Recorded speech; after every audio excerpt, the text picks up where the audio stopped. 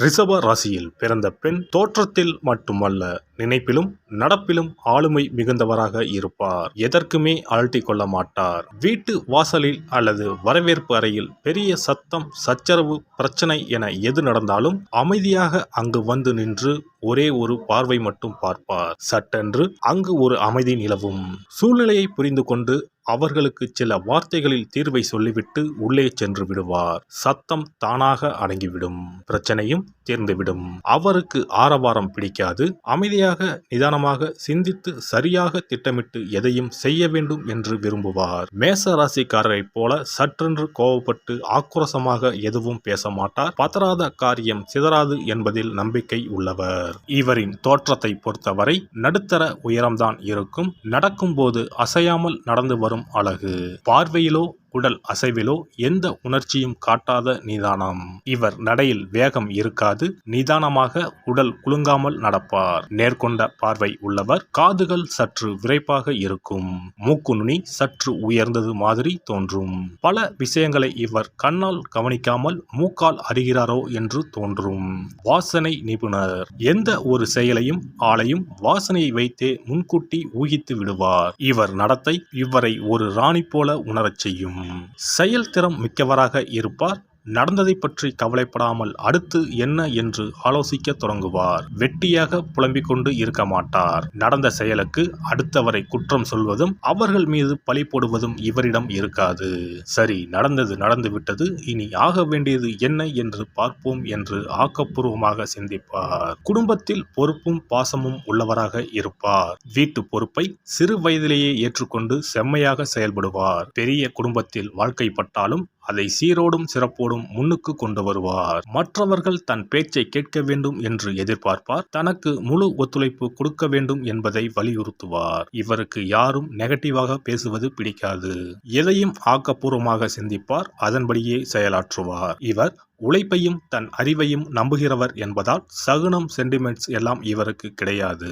தமது குடும்ப நிறுவனம் நலிவடைகிறது என்றால், தனது குடும்ப நலம் தோய்வுறுகிறது என்றால் உடனே அதன் தலைமை பொறுப்பை தானே முன்வந்து ஏற்று அதனை சிறப்பாக நடத்தி முன்னேற்றுவார். இவருக்கு யாரையும் பழிவாங்கும் எண்ணமோ துரத்தி அடிக்கும் எண்ணமோ இருக்காது.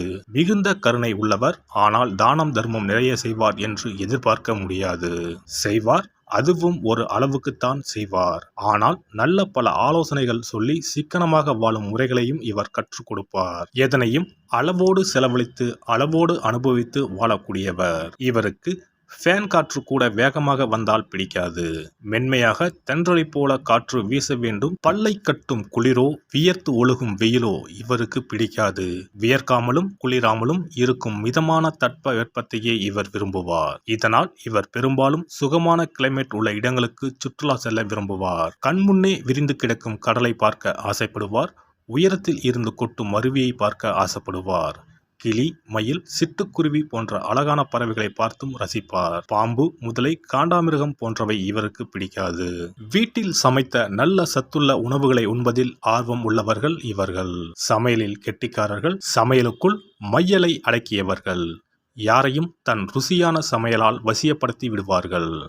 தன் கணவனுக்கு அடுப்பாங்கரையே அரண்மனை என்ற எண்ணத்தை ஏற்படுத்தி விடுவார். அடிக்கடி வீட்டில் விருந்துகள் நடக்கும். ஊர் முக்கியஸ்தர்கள், தன் கணவரின் தொழில் பங்குதாரர்கள் என அனைவரையும் வீட்டுக்கு விருந்துக்கு அழைத்து தன் விருந்து உபச்சாரத்தில் மெய்மறக்க வைத்து விடுவார். ரிஷபராசி பெண்களின் கைப்பட்டால் பச்சை தண்ணீர் கூட பலரசமாய் இனிக்கும். விருந்துக்கு வந்தவர்களை வரவேற்று உபசரிப்பதில் இவருக்கு நிகர் இவரே.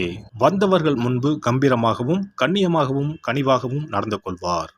தன்னை யாரும் பொது இடத்தில் உதாசீனப்படுத்திவிடக் கூடாது என்பதில் கவனமாக இருப்பார். தனியாக அழைத்து குற்றங்குறைகளை கூறினால் ஏற்றுக்கொள்வார். ஆனால் பலர் முன்னிலையில் தன்னை குற்றப்படுத்தும் போது திருத்திக் கொள்கிறேன் என்று சொல்ல மாட்டார்.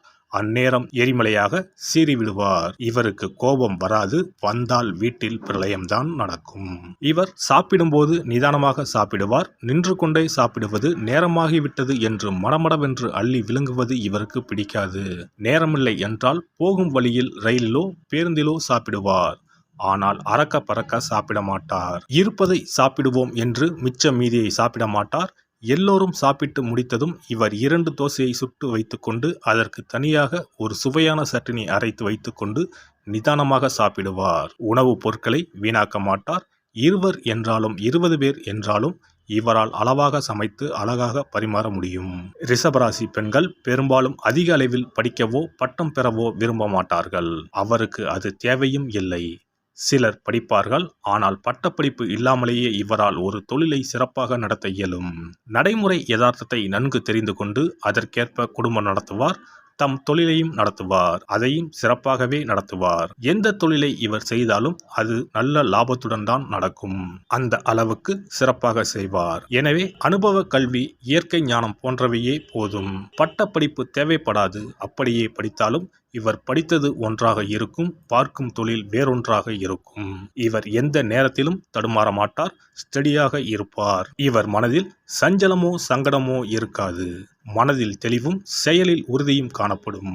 சிக்கலான சூழ்நிலைகளில் வீட்டில் இருந்தபடியோ வெளியில் சென்றோ வருமானம் ஈட்டி வீட்டினருக்கு கொடுத்து உதவி குடும்ப சிக்கலில் இருந்து மீட்டு வருவார். ரிஷபராசி பெண்கள் தாயாக அல்லது குடும்ப தலைவியாக இருக்கும்போது மிகுந்த கண்டிப்புடன் இருப்பார். இவருக்கு வீட்டில் இருக்கும் பெரியவர் முதல் குழந்தைகள் வரை பயப்படுவார்கள். அனைத்தும் சுத்தமாக இருக்க வேண்டும். எடுத்த பொருளை திரும்பவும் எடுத்த இடத்தில் வைக்க வேண்டும். அந்தந்த நேரத்தில் அந்தந்த வேலையை முடித்துவிட வேண்டும். வேலைகளை பெண்டிங் வைக்கக்கூடாது. எது செய்தாலும் அதை முறையாக ஒழுங்காக செய்ய வேண்டும். இவருக்கு சாமியறையில் இருக்கும் சுத்தமும் நறுமணமும் குளியல் அறையிலும் இருக்க வேண்டும். மாலை வேளைகளில் இப்பெண்களின் வீடுகளில் விளக்கேற்றும் நேரத்தில் பக்தி பாடல்கள், ஸ்லோகங்கள் ஒலிக்க கேட்கலாம். பாட்டு கேட்டுக்கொண்டே சமையல் செய்வது, தையல் தைப்பது இவர்களின் பழக்கம். வெறுமனே பொழுதை போக்கக்கூடாது என கருதுவார். அதே சமயம் பாட்டு கேட்பது இவருக்கு ரொம்ப பிடிக்கும். எனவே இரண்டையும் இணைத்து ஒன்றாக செயல்படுவார். சுக்கிரனின் ஆட்சி அதிகாரத்தில் உள்ள ராசியில் பிறந்த இவர்களுக்கு ஆழமான அலட்டாத காதல் மிகவும் பிடிக்கும். சந்திரன் உச்சமாகும் ராசி ரிஷபம் என்பதால் இவர்கள் மன நிறைவுக்கு அதிக முக்கியத்துவம் கொடுப்பர். காதல் என்பது மனமும் உடலும் இணைந்து செயல்பட வேண்டிய ஒரு அற்புத உணர்வு என்று இவர்கள் நம்புகின்றனர். எனவே இவர்களிடம் காதலை சொல்வதோ காதலை மறுப்பதோ எளிதான செயல் அல்ல. ஆற அமர யோசித்து பல மாதங்கள் பல வருடங்கள் கழித்து கூட இவர் தன் காதலை வெளிப்படுத்தி உறுதி செய்யலாம். அதுவரை பொறுத்திருக்கும் ஆண்கள் அதிர்ஷ்டசாலிகள்.